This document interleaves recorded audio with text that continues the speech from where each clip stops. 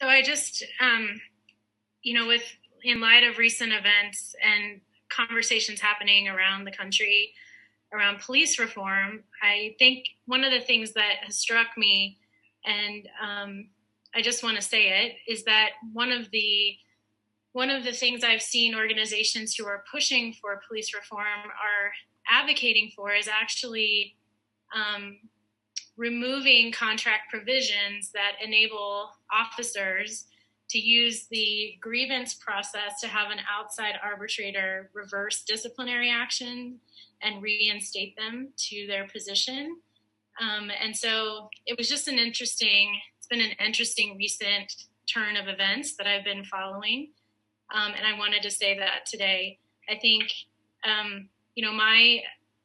our interest that I shared when we presented this language stand, which is that we don't believe an outside arbitrator who has no knowledge of education and no knowledge of JEFCO culture or JEFCO practices make a decision on something that's happened in JEFCO, that's necessarily the right thing to do, that we elevate and hire our chiefs.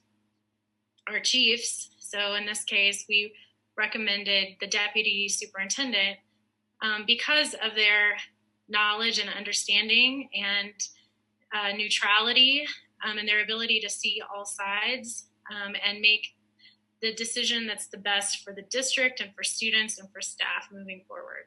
So, I will reiterate that that's an interest that we hold very dear.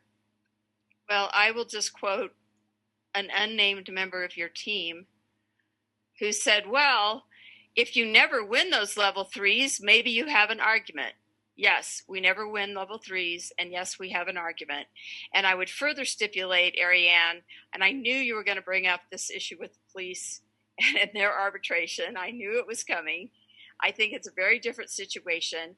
This is non-binding arbitration, I believe, by law, and we're not asking for binding, although it would be nice, but it's non-binding arbitration. The school board still has to review it, and we have the ability to have a conversation according to contract language. If we have arbitration again, we have a conversation to discuss the arbitrator's decision and have a path forward. So it is very different, and yeah, that's it.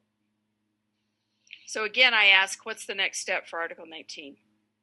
I'd also argue that when police review police, they always find, or almost always find police innocent, showing that if you have the same side making the decision over and over, it's a weighted process. And I think it's a shared interest that we want a transparent process here.